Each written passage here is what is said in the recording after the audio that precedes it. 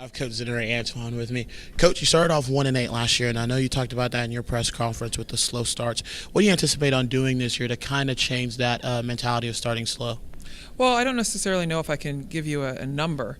I did know that last year it was quite different for us because we had 7 new faces, and I knew that was going to throw just a different dynamic into our ability to be able to have some chemistry. I think what I do look forward to this season is that our chemistry is going to be a little bit better. We do have 6 returning players, 6 veteran players, on the team. If you combine that with the 7 underclassmen, I think we're going to have some nice continuity there. So the hope is that we don't have that type of a slow start, and we don't have to wait to hit our stride once we hit conference play. That we'll hit our stride, we'll have our moments to help us prepare for our conference play in Sunbelt. Coach, you talk about some of the players that you've lost. 2 I can think in particular, Ashley Eze and Kaylin Martin. How do you try to replace those 2 players with the players that you have on your current roster? I think like most coaches can tell you, and most great fans and people that study sport understand this, you can't replace a great player. You can find ways to make up for parts of the losses in different ways, and then you have a kid who just kind of rises to the top in another area. The one area that we're going to miss of Ashley Eze is her ability to be really consistent in the low block. She's a consistent low block scorer for us.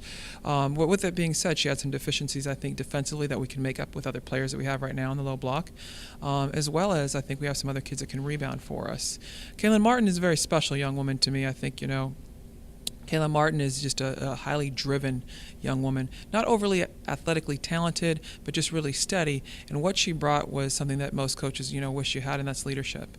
And so right now we're still searching for that. I think we have some pockets right now that are really exciting because we're still developing that as practice gets started. But the one thing we're going to miss from Kayla Martin is just her overall leadership, her drive, her determination, because she's not just a great young woman on the floor, she's a great young daughter, and she's also just a very good student right now. She's getting her PT degree here at Texas State, so we're really proud of her. Coach, I know with the past conversations we've had, now you love to run and gun, but in the press conference you said there's more emphasis on defense this year. What players stick out to you in kind of leading that charge, and what do you expect from your team this year trying to kind of buckle down a little bit more defensively? Well, I think what you're going to find from us is we're going to get better defensively. We need to continue to groom our offense for sure as well. It's a big part of our identity.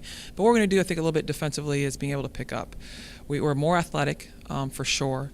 I think we can go a little bit deeper. We're a little bit more guard-oriented as well. I think all these things kind of play into the fact that we should be able to pick up defensively and create some tougher situations for our opponents.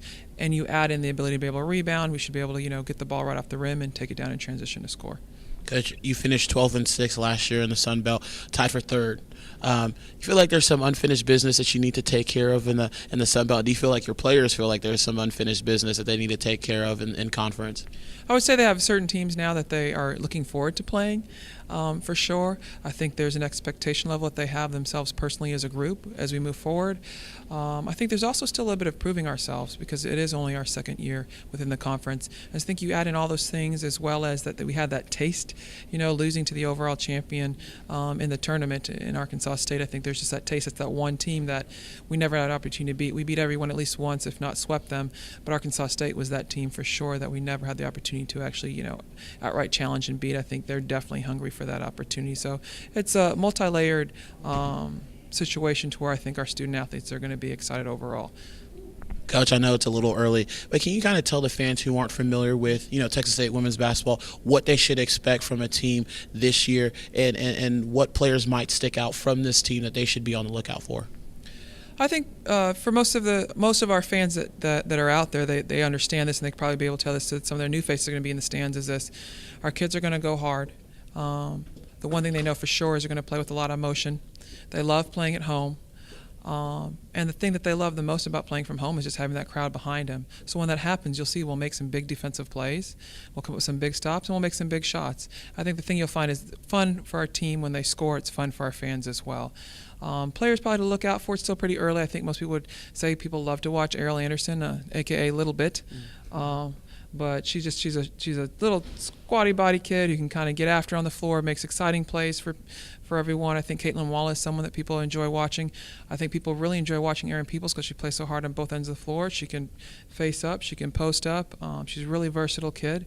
I think people also want to see, Megan Breyer as a senior step up for us leadership-wise and hit some big shots and really rally the team. I think we got a lot out there for everyone, and as well as we got Kalia Mays coming back, as well to help anchor inside with her and Jacqueline Jeffcoat.